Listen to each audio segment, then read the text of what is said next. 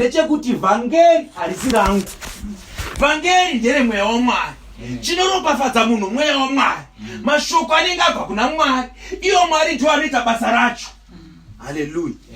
Ukangoona mufundisi wakuita zvekuti nhasi ndaparidza. Nhasi uri kudzitarisira panyama. Because shoko nderaMwari. Iyo Mwari ndiyo anopinda mumwoyo memunhu. Kuti munhu aropafadzwe Mweya waMwari. Kuti munhu atendeuke Mweya waMwari. Hausiriwe watendeutsa. Because kana uriwe watendeutsa wamutendeutsa kwauri. Hauna mutendeutsa kuna Mwari. Haleluya.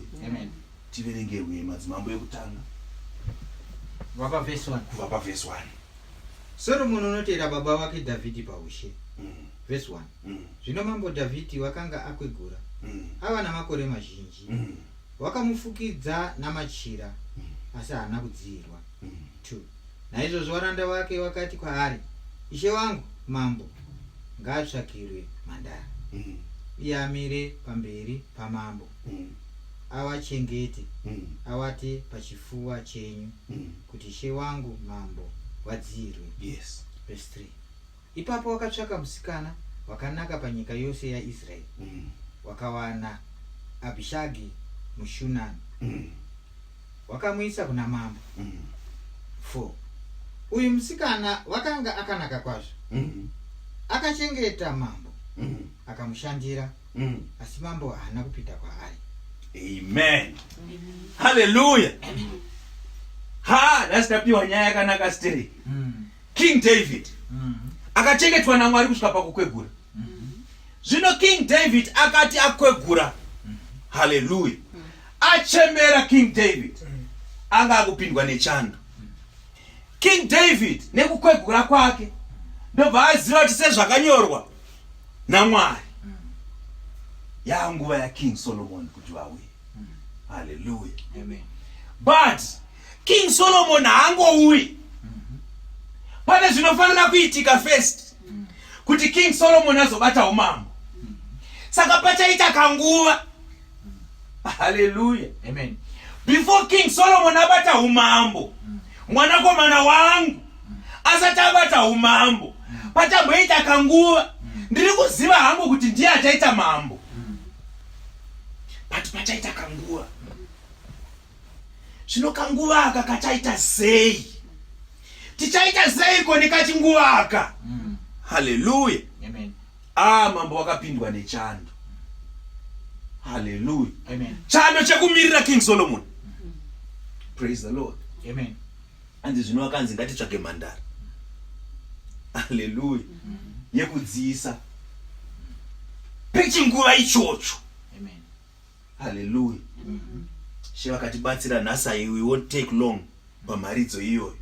But She vane zvavakuda kuvhumbunura ipapo.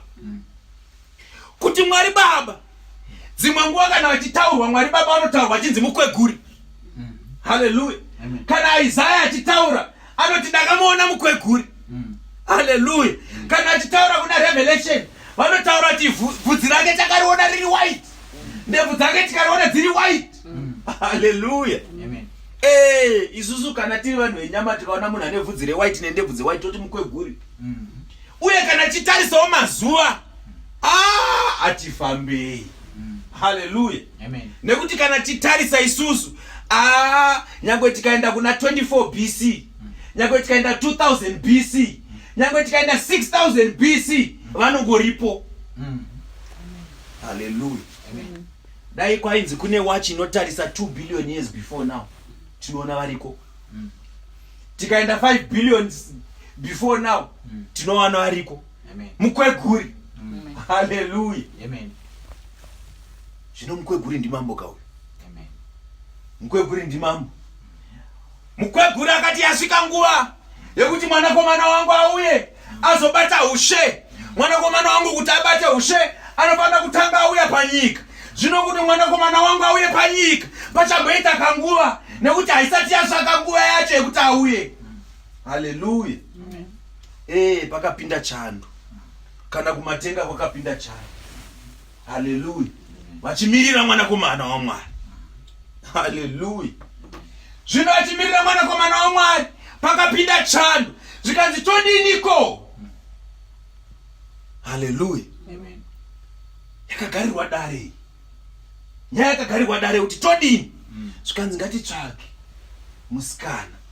Haleluya. Amen. Ngatitsvage musikana anodziisa mambo. Kwechinguva. Haleluya. Vamirira kuti uona kuti voita sei nekuti nguva yekuuya kwaIshe Jesu Kristu yanga yakuda kusvika. But vanhu vaizogamuchira sei Ishe Jesu Kristu? Paidiwa musikana anombodziisa kwenguva. Haleluya. Ndokuuya kwakaita Old Testament. Kuuya kwakaita murayiro. Murayiro wakauya uri musikana. Musikana anga achinzi mhandara. Auya kuzodziisa mambo. Haleluya. Verengai pekupedzisira pevhesi. Ivhesi 4. Verengai vhesi 4. Verse 4. Uyu musikana wakanga akanaka kwazvo. Yes. Akachengeta mambo. Yes. Akamushandira. Yes. Asi mambo haana kupinda. Haleluya.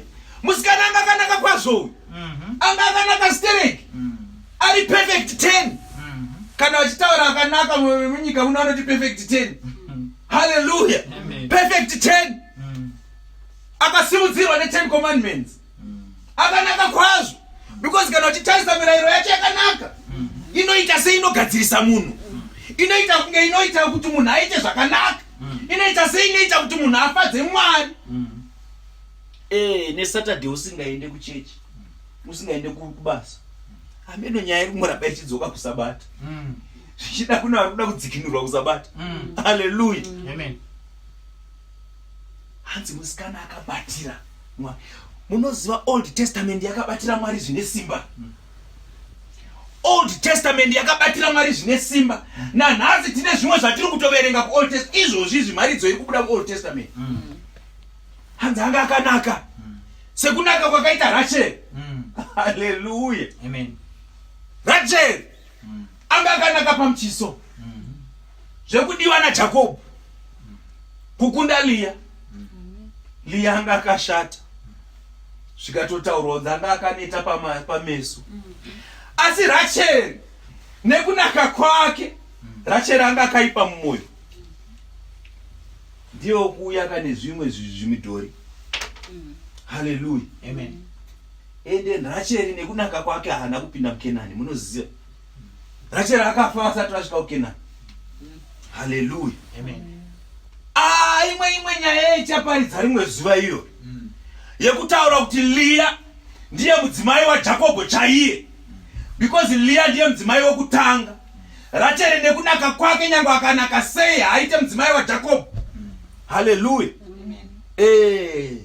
Kana Ishe Jesu Kristu akabva kuna Juda. Juda haana kubva kuna Rachel. Juda akabva kuna Leah. Amai vedu chaivo. Haleluya. Nekuti murayiro unoita unge wakanaka. But hauchenesi. Haleluya. Murayiro unoita unge wakanaka sauchenesi. Ende mukada kunyatsotarisa New Testament, tinoiti New Testament but kwakatanga New Testament kwazouya Old Testament. Old Testament yakatangirwa neNew Testament. But yakasvika nguva yayo yekuti iuye. Ikazosvika nguva yekupera. Haleluya. Because Jacob akatanga aroora Leah. Ndobva azoroora Rachel. Rachel akatowana Leah atori mai guru. Haleluya.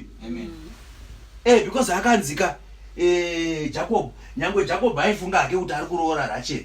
Akapiwa Leah. Akatozozviona makuseni. Akagumbukira tezvara wake. Akati koma ndikuruka sei. Zvikanzi ayo kunoku zvatinoita kunoku tinoti mukuru ndiye anotanga. Haleluya.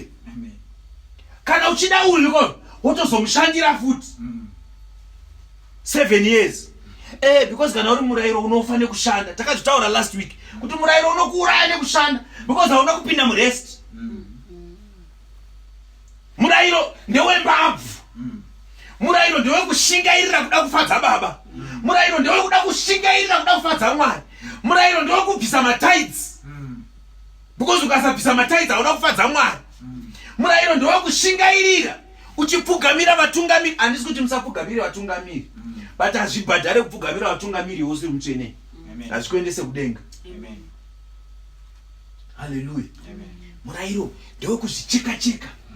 Murayiro ndewekuzvirova. murayiro ndewe kuzvibuditsa ropa uchiti bhari tipei moto. Haleluya. Amen. Nekunaka kwake Rachel haana kusvika. Because vhangeri raifanira kuzadziswa nekuti angangopinda Kenani seiko aine madzimai vaviri. Ndosaka kaRachel nekunaka kwake ari Old Testament akatipa mambo Sauro akazogumurwa nekuti akari wemurayiro kuchizouya King David mwana wa Leah.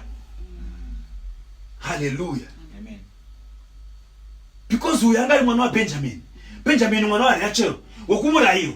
Paitofanira kuparidzwa kuti Sauro murayiro wadimburwa taakupinda muNew Testament kuna David. Hallelujah. Amen.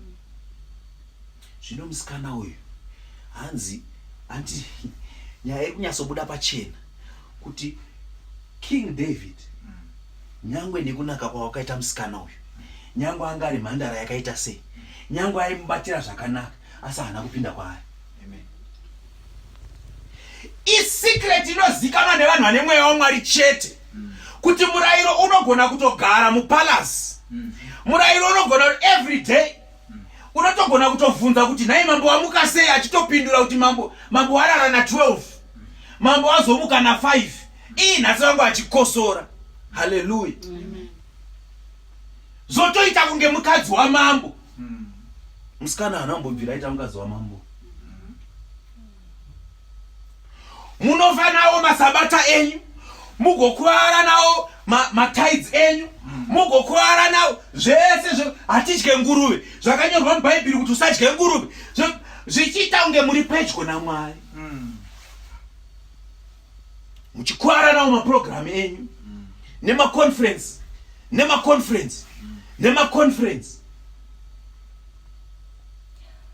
Zvichiita kunge muri pedyo naMwari. Vari kuonera kure kuroko vanoti vanhu vari pedyo naMwari apa.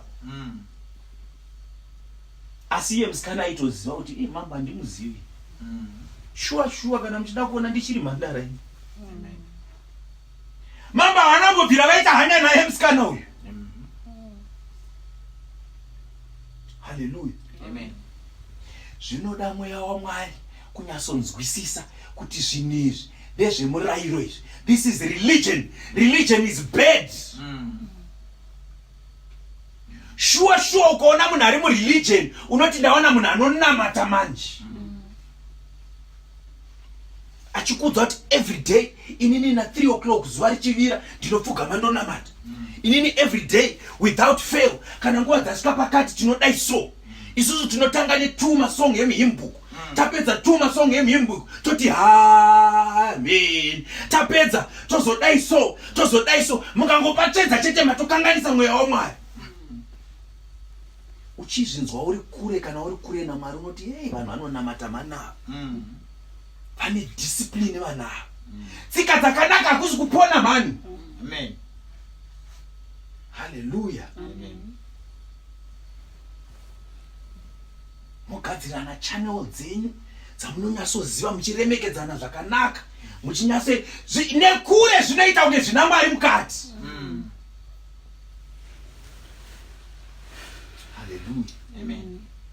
Hanzi asi Mwari mambo havana kupinda kwaari.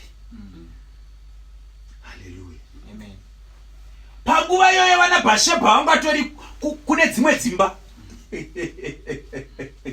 Hallelujah. Amen. Bhashebha anga asitori mumhumi imomo. Musikana achidziisa mambo. Asi Solomoni akabva kuna Bhashebha. Muna kushamisa kunoita shoko raMwari. Asi zvemaprogramu zvinizvi, asi zvemadoctrine akanyorwa nemunhu izvi, ndezveshoko raMwari. Only the Spirit of God can reveal this to people. Kuti vanhu vanzwisise kuti Mwari anoda kunamatwa nenzira yakadai so. Hakuna kereke inoudza Mwari kuti tinokunamata this way. Ndaramba, hakuna. Ukaona kereke yenyu ichida kumanikidza Mwari kuti tinonamata this way, yatobuda mugwara raMwari. Mwari ndiye anotoudza vanhu, ndiye anotodzidzisa vanhu kuti tinoda kunamatwa this way. It's very possible kuti one day munopinda muservice Mwari otaura kuti nhasi ndoda kuti vanhu vandiimbire. It's very possible kuti munouya kuservice one day Mwari oti nhasi ndoda kuti vanhu vangonamata chete. It's very possible kuti mweya waMwari unogona kutaura kuti nhasi maridzo ichaita 4 hours kana nhasi ichaita 2 minutes. Allow the Spirit of God to be the Spirit of God. Because mukapinda mumaprogram mafanana nemusikana uyu akanaka stereki musikana uyu kukoroba mani aitsvaira musikana uyu kusvika zvataurwa mubhaibheri kuti aibatira baba. King David, kana iye King David ndofunga akagutsikana kuti mwana akarayirwa manu. But very sorry, nekurayirwa kwako netsika dzako nekudziya kwako, very sorry. Ndozvinoita zvinhu zvaMwari. Amen. Zvichida uchasangana nemumwe munhu ugomutarisa by appearance anoita kunge mutsvene, sutu yake pfekero yaanoita, bhuku rake sungiro yaanoriita, ugoti tasowana vatsvene.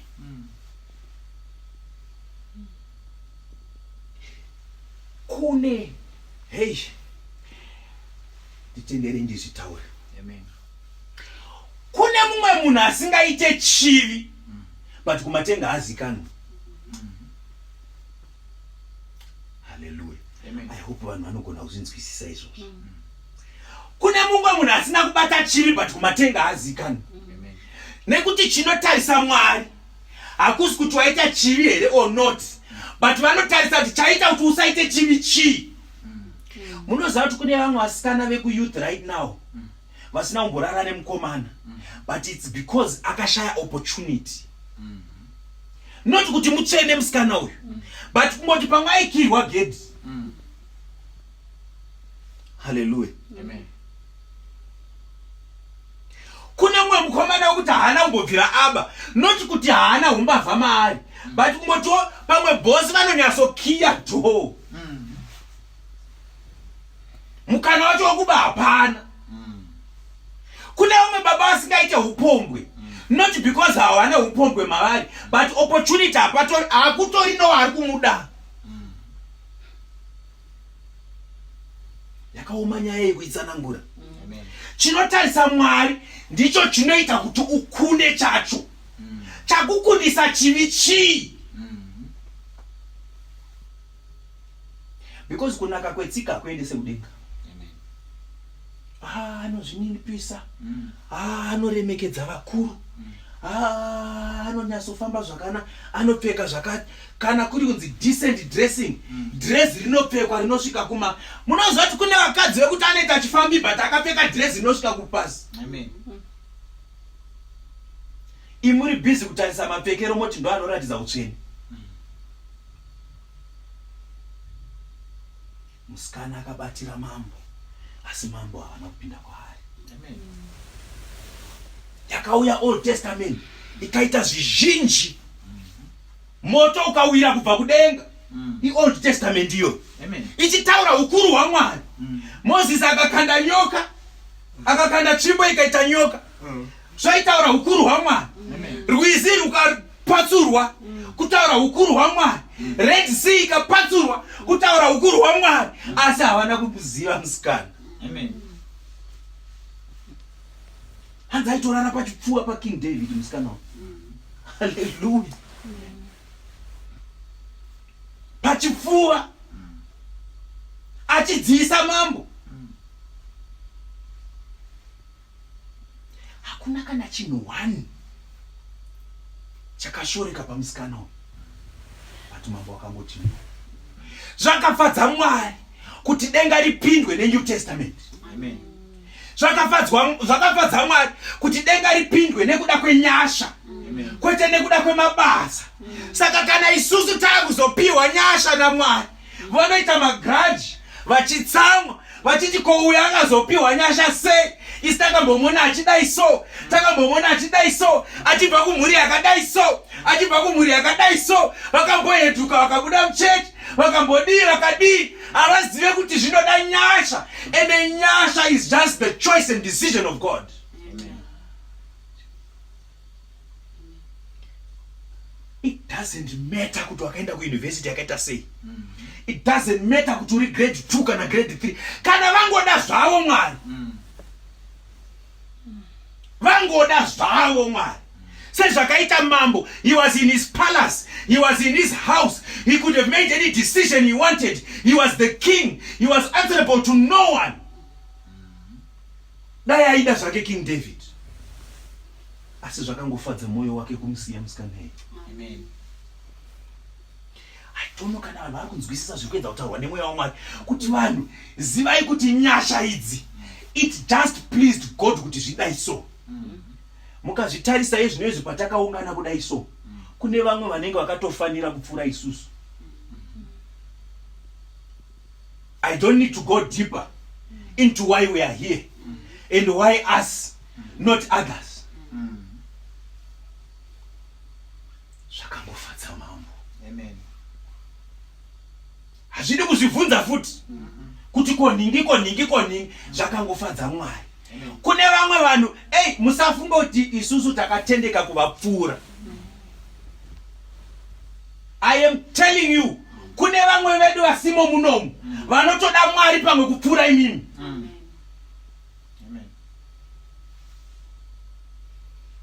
Takazviudzwa this week. Kune vamwe vaindirwadza kuti nai Mwari kose zvikanzi usafunga kuti iwe unoda Mwari kuvapfura. Zvinogona kutodaro kuti pamwe vanotoshingairira kupfura iwewe. But zvakangofadzawo Mwari. Amen. Kungoita nyasha. Tosaka zvinonzi tarirai rudo rwatakaitirwa. Because rinoshamisa karudo. Because dai Mwari vaisa paskero kuona rudo rwawinarwo kuna Mwari iwewe pamwe vaishota. Dai Mwari vaitaura vachitarisa nyaya dzawakataura kubvira musi wakazvarwa kusvika nhasi nemajokes mamwe awakamboseka awakataura nezvimwe zvinhu zvawakambopinda mazviri nezvimwe zvinhu zvawakambobata nezvimwe zvinhu zvawakamboita pamwe ungada usiri munomu. Asi zvakangofadza Mwari. Ndosaka tichigara chitinamata tichiti tinotenda nyasha dzenyu, tinotenda ngoni dzenyu, tinotenda tsitsi dzenyu. Vamwe tairiparidza seevhangeri. Variko vamwe vari more handsome. Variko vamwe vane zvese. Hallelujah. Amen. Asi zvakangofadzawo Mwari. Amen. Angonongedzera ari kuti matenga uyu. Hallelujah. Amen. Nyasha dzaMwari. Amen. Inyasha dzaMwari. Pari kuda kuti vanhu vanzwisise kuti zvimwe zvinhu zvatakadzidziswa zvanga zviri zvereligion. Zvimwe zvinhu zvatakadzidziswa zvanga zviri zvereligion, it should fall away because ndezvemurayiro. Murayiro unodzidzisa munhu kushingairira. Murayiro unodzidzisa munhu kuzviwanira utsvene hwako wega. Murayiro unodzidzisa munhu kutandanisa gwai, woribata, woridhonza kuenda naro kushiro, wosvika kunoti iri rofanwa kuurawa kuti iwe uite mutsvene.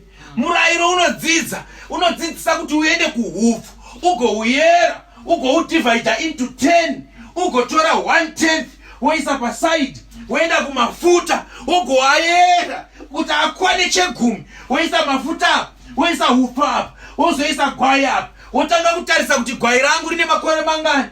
Kana rakapfuura 1 year harichaqualify, kana riri less than 1 year harichaqualify. Wotanga kuona makore, wotoita kalenda yemakwai, wozotarisa kuti igono here, woritakura, wozotanga kuripenenzvera kuti rine gwapa here because rinofanira kunge risina mavara. Woritarisa kuti harina kuremara here, harikamhine here. Hard labor. Hard labor. All of that we don't have to do. Chedu chete kungogamuchira kutoziva kuti saka Jesu paakaroverwa pamuchinjikwa paipai ndandiripo. Hallelujah. Iko kungotaura nemuromo wako kuti paakaroverwa ndandiripo. Watu Mutsvene. Hallelujah. Amen. Ndakaroverwawo paakaroverwa, ndikavigwawo paakavigwa, saka ndakamukawo paakamuka, neutsvene hwaainawo ndatoo mutsvene. Amen. Hey, vashoma vanozvinzwisisa izvozvo kuti akafamba kubvira first day panyika kusvikira last day panyika asina kuita chivi kuitira inini kuti ndizonzi kana ndamira kumatenga ndonzi handina chivi. Haleluya. Leah nekushata kwake kwakatonyorwa mubhaibheri kunzi anga akaneta pameso, anga akashata Leah, asi nekushata kwake ndobva apiwa Judha kuti ave mwana wake, kuti azova mai vaJesu. The grace of God. The grace of God. Hallelujah. Rachel nekunaka kwake hana kwaakasvika. Rachel akafira munzira. Rachel kana Benjamin haana kumbomuona because akafira achibereka Benjamin. Vese naJoseph, Joseph anga achiri mwana mudiki futi. Hallelujah. Beauty yake chinoita kunge chakanaka, zvemurayiro izvi zvinoita kunge zvakanaka, zvine tsika. Hallelujah. January to January urimo mubhuku. Hallelujah. But wasvika kumatenga nzi endai kwamaitira mabasa enyu. Hallelujah. Handisi kuti musakline matoilet kuchechi, but asiri izvo zvinopinza denga. Handisi kuti musatsvaire muchechi, but asiri izvo zvinopinza denga. Kuzvinzwisisa izvo zvenyasha dzaMwari. Kutongotsvaga kunamata Mwari kuti vakuchenese, voita kuda kwavo nenyasha dzavo, because nyasha idzodzo ndo dzakanzi kuna Pauro, nyasha dzangu dzakaringana. Paari kuti nyasha dzangu dzakaringana, ari kutotaura kuti pacross paya ndakadeposita enough. If you tap into my grace, it's enough kuti ukurire zvese. Panonzi nyasha dzangu dzakaringana, zviri kutaurwa kuti zvandakaita pamuchinjikwa izvo ukanyatsozviteedzera, izvozvo zvinoita kuti ukunde varoyi. Hakuchisina chimwe chinhu chandinofanira kuita futi, because chandakaita pamuchinjikwa ichocho chakatokwana, ndikati zvaperera. Ipapo pamuchinjikwa ipapo fodya inotokundwa ipapo. Hakuchisina chimwe chauchanditi nhai Mwari we, nhai Mwari we, nhai Mwari. Just look to the cross. Ndo panonzi nyasha dzangu dzakaringana. Because ipapo pamuchinjikwa apapa, it's like a bank account yekuti mwana ari kuenda kuchikoro osiyirwa bank account ine school fees inokwana from grade 1 to grade 7. There is no need yekuti adzokere futi ati baba ndiri kuda mari yeschool fees. Autaura kuti account yaya ndakakupa card rebank account rakatokwana mari iyoyo. Hallelujah. Nyasha dzangu dzakaringana, nyasha dzangu dzakaringana, nyasha dzangu. Saka iwewe chako chingotarisa pamuchinjikwa,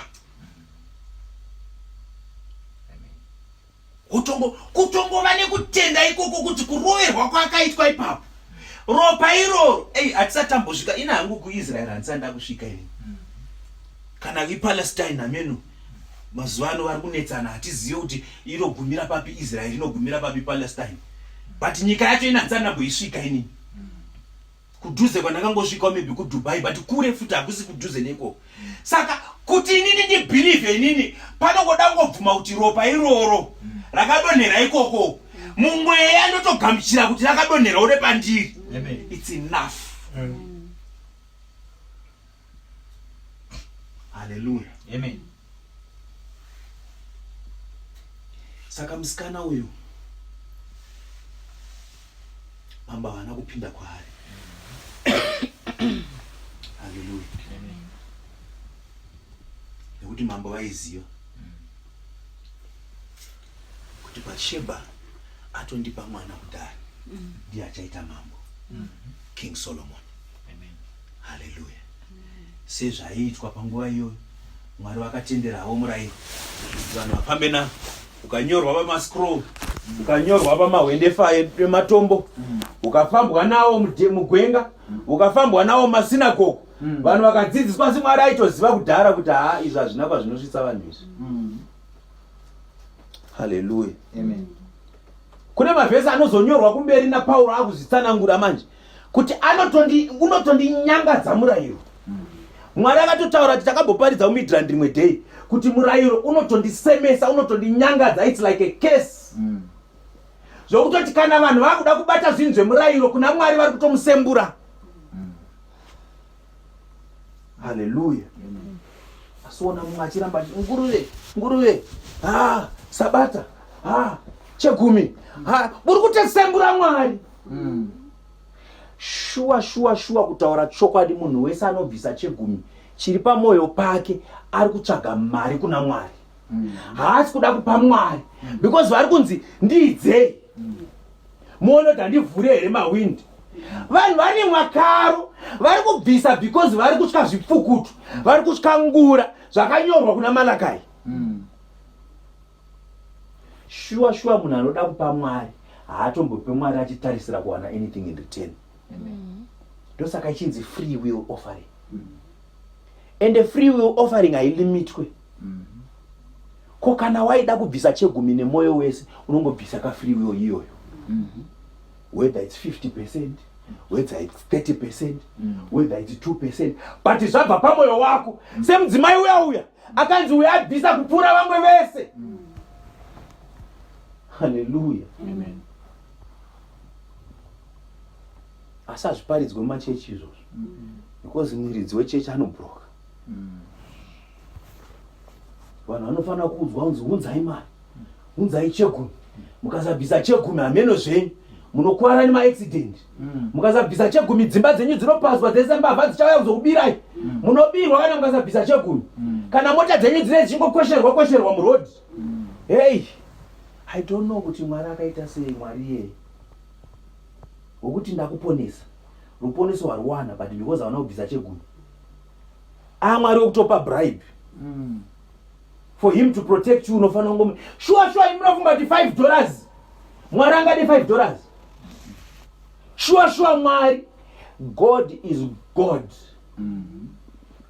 Praise the Lord. Nambotaura nababa wangu nhasi masikati. Handichaziva kuti chii chatachitaura. Ndibva tasvika pakutaura nyaya yechegumi. Ndikavaudza ndikati, do you know kuti hakuna chinhu chekuti Mwari vanotadza kuita. Anoita kuti zuva risadonhei. Chakagama zuva chii? Munoriona zuva riri mudenga umu chakarigama chii? Akazorora on the 7th day, but he has enough faith to keep the sun where it is. Agoposhera gold kuti iende mumavhu, muchiichera muchiiwana, neplatinum nemadiamonds nezvese. Wozomudza nhasi kuti arikuda $10 yako. Sure. Kuti andichengete ndofanira kumupa $10. Imi kuita semupurisa weparoad block. Ndofanira kutanga ndamupa $5. Mwari akada kuropafadza anokuropafadza chete. Kana asingada kuropafadza hadi kuropafadza. Usafunga kuti Mwari anokuropafadza nekuda kwokupa kwaunenge waita. No. Yes, it is good to give to God. Musakanganise zvandiri. Handisi kuti don't give. But when you give to God, give with a cheerful heart. Bible rinotaura kuti God loves a cheerful giver. Ipa Mwari nerudo. Ende kana wakupa Mwari, Bible rinotaura kuti ruoko rwerudyi ngarisazive zvaita rweruboshwe. Ruoko rweruboshwe ngarisazive rwerudyi zvaraita. Zvichireva kuti haungazoti wapa Mwari wotanga kufunga shosho chegumi unongochiziva kuti 10% ndakabvisa this month chegumi ndabhadhara. Takutomirira kuvhurirwa mawindi. Chegumi takabvisa kaiso. Takutomirira pamwe mangwana. Pamwe next week. Zvinoita 5 hours here chii? Hanzi asi kana uchipa nemoyo wese ibva wakanganwa. Meaning kana uchipa kuna Mwari ibva wapa ubva wakanganwa futi. Hallelujah. Not kuverengera mari kuti saka Mwari ndazokupa 10% baba. Takuchita medzi dzacho tichiona kuti saka Mwari vachazodzosa iri percentage ipi. Hallelujah. Amen. Zvinoda Mweya waMwari uzinzwisisa zvinhu zvakadai. Amen. Kuti Mwari vanokuropafadza according to kuda kwavo.